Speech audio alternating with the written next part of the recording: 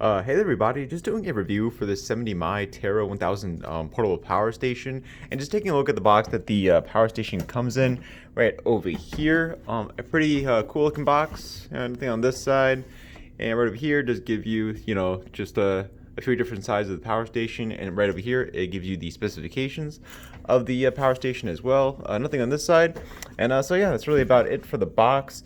And so what's included in the box is the Tera 1000 power station, of course. You get the manual, this car charging cable, the AC charging cable, and also a carrying case for all these accessories right over here. It does not come with a solar charging cable, so in case you're wondering, it does not.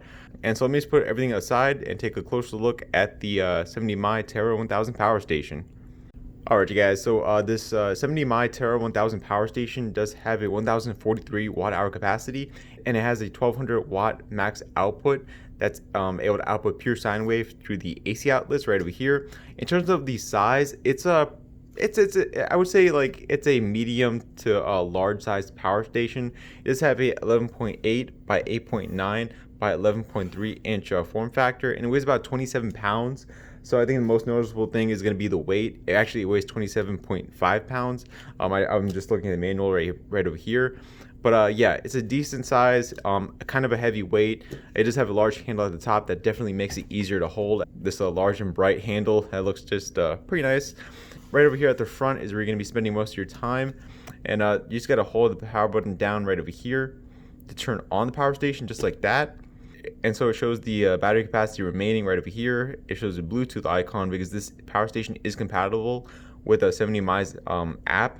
And I did do a review for 70mai's Hiker 400 power station that was also compatible with an app, and I was surprised by how intuitive their app is. It has quite a bit of features. I'm going to be showing that in this review as well. Not too sure what auto means or the lightning symbol means. But anyways, it does have buttons right over here that lets you access certain options. This and this part right over here on the power station, they're used for the flashlight. So let me just go and show you that right now. The flashlight on this power station isn't really a flashlight. I don't know why they went with such a dim light right over here, but they just did. Let me just hold it down to see if I'm missing something. No, I guess I'm not. But yeah, press it one more time and it activates the SOS mode. But yeah, the flashlight on the Hiker 400 power station from 70mai was a lot better. That was a 300 lumen flashlight, and I could actually change the brightness and the temperature of the light on the Hiker 400 power station that I reviewed. I'll leave a link to that in the description below. But yeah, right over here, let me see what this is. Auto turn off output for no load. You can set that to off or on. That's a pretty cool option. These buttons right over here and the options on the screen, they're really easy to use.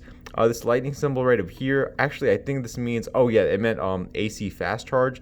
So I think the slow recharge rate for this power station is, I think, about like 250 watts. And if you want to set it to on for the AC fast recharging, it has a recharge speed of about 750 watts then. So yeah, I mean, I have it on, of course. It uses that direct AC recharging method over the back, and that's why it comes with a AC charging cable like this one. You don't get an AC charging brick in the box. And this type of direct AC recharging method is a lot faster. As I just mentioned, you're able to get anywhere from 250 watts to a 750 watt AC recharging speed. Of course, I prefer the faster one, but of course, if you want to preserve the batteries in this power station, I would recommend having the AC fast recharging off. Also, another thing I forgot to mention is that this power station does not feature lithium iron phosphate. It still uses regular lithium ion batteries. So you're looking at about 1,000 charge cycles to 80% or more battery capacity efficiency. So just wanted to make that clear. And so now I know what this lightning symbol means. It means that AC fast recharging is on. And right over here on the settings button, it lets you access a whole host of settings. So timing. Okay, so you can set out, so you can have it on a timer right there, and same thing for the AC outlets right over there. And just taking a look over here, AC output settings. This lets you change the voltage and the frequency of the AC outlets right over here. And let's go over here, factory reset. So I think it just factory resets all the settings that you may have changed on the power station. And language, it just lets you access a few languages. That's actually really cool. Troubleshooting guide, and it just gives you a QR code that will likely lead you to their website to give you more information if you're having trouble with the power station. And so yeah, that's pretty cool right there. And so in terms of the output options for the Tera 1000 power station, well, actually just taking a look at the input options right over here at the front, you get a DC 7909 input port and a Anderson input port. So I think this port right over here is going to be used for the car charging cable that also came in the box. Yeah, so this one right over here, you're going to use that. You're going to use this port with the car charging cable. The Anderson input port is going to be used for solar recharging. This power station does have a 200 watt max solar recharging speed. I will test out the solar recharging in this review as well. You get a standard type A 12 watt port, a quick charge type A port that's able to output 18 watts, a type C 18 watt power delivery port, and a type C 60 watt power delivery port. Two DC 5521 ports right over here, and a cigarette lighter port. So the cigarette lighter port and the two DC 5521 ports are able to output 10 amps at 13.6 volts. I did do the DC capacity test, and I was able to get a 120 watt output from the DC cigarette lighter port. And so when it comes to turning on the DC section right over here, you just gotta press the DC power button, and it turns it on. And also when you turn on a section, it changes on the screen, so it's not showing just the battery capacity remaining. It's also showing the output power and the estimated runtime of the power station. You get and you get 3 AC outlets that are able to accept 3-prong plugs. Just turn that on, and the fan does kick on for a second, and it also shows up on the screen of the power station. And just taking a look around with the power station as well, as I mentioned before, it does have this large handle that makes it a lot easier to hold and move around the power station. And oh boy, okay, there we go. Yeah, over here, this is just a vent for the internal fan. I think this is actually metal, like this part right over here. It just looks really cool. And just taking a look over the back, it does have the AC recharging plug. So this is where you would input that AC charging cable that came in the box. And you know, this is the fastest way to recharge this power station. And of course, like I mentioned before, I will always have that fast recharge speed on, because I like having my power stations recharge as fast as possible. Even if the batteries degrade faster, I really don't care, honestly. A fast recharge speed is something that I like with power stations, because I really don't want to wait too long for a power station to get back to 100%. And just taking a look over this side, same thing as the other side, just a vent for the internal fan. And that's really about it. So what I'm going to start out with, test out the AC capacity and the DC capacity for this Tera 1000 power station. And then I'm going to move on to some recharging testing and some AC outlet testing, and also some charging port testing. And we'll see what happens. Alright, you guys, so just back after doing the DC capacity test for the Hiker 1000 power station. And so I used this load tester right over here via the cigarette lighter port, and I ran the power station at about a 120 watt continuous load of power until the power station went from 100% to 0%. And so what I ended up with was a 848 DC capacity, and that gave me about a 81% DC capacity efficiency. And so yeah, this is pretty good. This is on par with other high capacity power stations that I've reviewed. You know, we're above the 70% mark range at least. And so if you're wondering how long you can use a 120 watt load with this power station, you can see right here, I ran it for about 7 hours, 848 watt hours right there. And that was the 81% DC capacity efficiency. And let me go ahead and get this recharged back up to 100% to run the AC capacity test. Alright, you guys, so just back with the 70mai power station, and I did finish up the AC capacity test by running this Lasco heater. And so what I ended up with was a 830 watt hour AC capacity, and that gave me a 79% AC capacity efficiency. So yeah, I mean, it's just right there with the DC capacity efficiency. You know, for the DC capacity, I got about 81%. This is just 2% lower. So, I mean, are you able to use most of the 1043 watt hour capacity of this 70mi power station?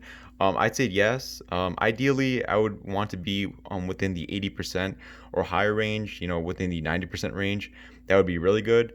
But this is still okay. This is still in the good range, in my opinion. It's not excellent, but it's better than being in the lower 70% range. Alright, you guys, so I am over here testing out the Acb charging for the Tera 1000 power station. And so I do have the included AC charging cable plugged into the back of the AC input port.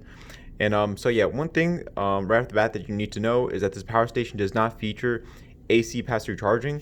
So you're not able to recharge it via the AC input port and use the AC outlets at the same time. You can use the DC ports, but not the AC outlets. So that is one downside of the faster recharging speed that you're getting with the power station. But yeah, just had to let you guys know that. And also when you have the DC section on, the screen changes. So I mean, of course, since I'm recharging through the AC input port, it just shows the input right over here. And so if I turn off the DC section, the screen changes to a more simpler type of design. And so when I have the DC section on, it changes to this design right over here. So that's a pretty cool thing. And also you're able to change the recharge speed, as I mentioned before at the beginning of this video.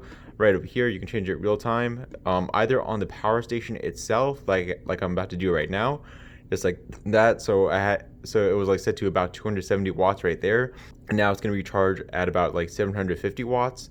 So that's pretty cool. And also you're able to change it via the 70mai app that's compatible with this power station. So yeah, just taking a look over here, the AC fast recharge turned on when I did it on the power station directly. But I can do it through the app as well, just like that, with the press of a button. And so yeah, that's pretty cool to see. And yeah, when it comes to the app compatibility for this Tera 1000 power station, it's just like the Hiker 400 app compatibility. It's the same app. It's able to show the input power on the AC side and the DC side. If you're recharging via the solar Anderson port or the DC port, this is going to go up in power right over here. And right over here, battery capacity remaining, it shows the estimated runtime if you're using the power station, and it also shows the estimated recharge time. So in this case, since I'm recharging it at only about 260 watts, the full recharge is going to happen within about an hour and 57 minutes. And you're able to turn off the power station from here as well. But once you turn off the power station, you do have to manually turn it on via the power button right over here. You're able to, I believe, turn on the SOS lights also from the app, I think. Yeah, there we go. Yeah, so you're able to do that as well. Once again, the flashlight on this power station isn't really a flashlight. They call it an illumination light on the app, and that's more of a fitting description, in my opinion. You're also able to see the output power of the power station on the AC and DC side, and see the total output right over here. You can remotely turn on and turn off the AC and DC sections, but yeah, the AC outlet section isn't turning on right now because I'm recharging the power station via the AC input. But if I unplug it right now, just take out the cable off from the back. Okay, there we go. And then since the power station is not AC recharging right now, I can just press that, and now the AC outlet section is on. Eco mode right over here. It can save power when turned on. It is recommended to turn off when using low power appliances for a long time. Okay. And yeah, that's really about it for the app compatibility. It's just a nice thing to have. You can also change the AC output voltage, the AC output frequency, automatic screen off time. I have it set to 5 minutes, or you can set it to keep running. I think by default it was set to 30 seconds, which is terrible. I like having the screen on for a long time or always running, simply because that's just how I am. Screen luminescence, you can actually change the screen brightness. I have it set to max because I like having my screen on and having it bright. You can also restore factory settings of the power station as well, and also I think of the app. Yeah, also since I stopped recharging the power station, it's showing the estimated runtime, and because I'm not using it right now, of course the estimated runtime is like a lot. Alright guys, so I am testing out the car recharging for the Tera 1000 power station, and I am using this Blue Eddy AC180 power station right over here because I just didn't feel like going out to my car. But I am getting about a 70 watt recharge rate, so that's what you can expect. Of course, this is one of the slowest ways to recharge the power station, but it's available if you need it. And also, if you're recharging from either the car charging port or the Anderson solar port, you can use the AC outlets. But you can't use the AC outlets if you're recharging through the AC port at the back. So just something to know. But yeah, just want to show you guys the car recharging, and there it is. Alright you guys, so just outside with the 70mai Tera 1000 power station, and I'm using the 70mai 110 watt solar panel right over here. And so I'm getting some decent sun exposure on the panels, and currently the power station itself is recharging at about 77 watts.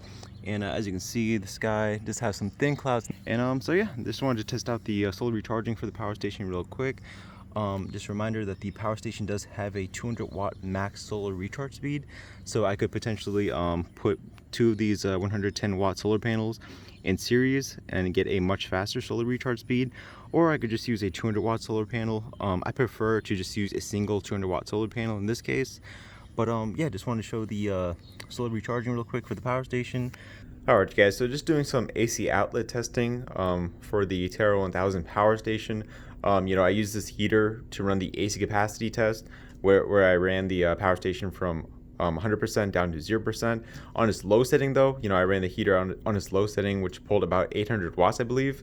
I'm just going to show you that also right now. You can definitely power a heater, so that's good because 1200 watts is a lot of power. You can do a lot with it.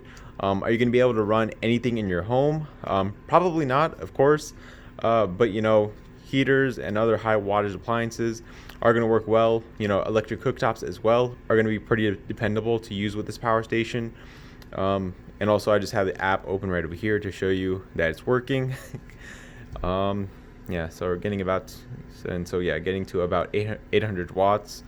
But I will say that this power station will not power anything above 1200 watts.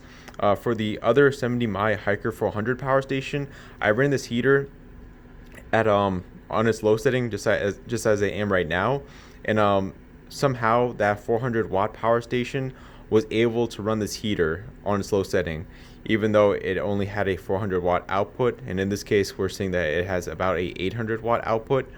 But yeah, this power station is able to handle this setting with no problems. But yeah, when you go over the 1200 watts, it will automatically shut down because I just set the heater to its high setting now, and I believe it's going to go to about 1300 watts or maybe 1400 watts. But we'll see in just a second. You'll see. And also, as you can see, the estimated runtime did drop drastically.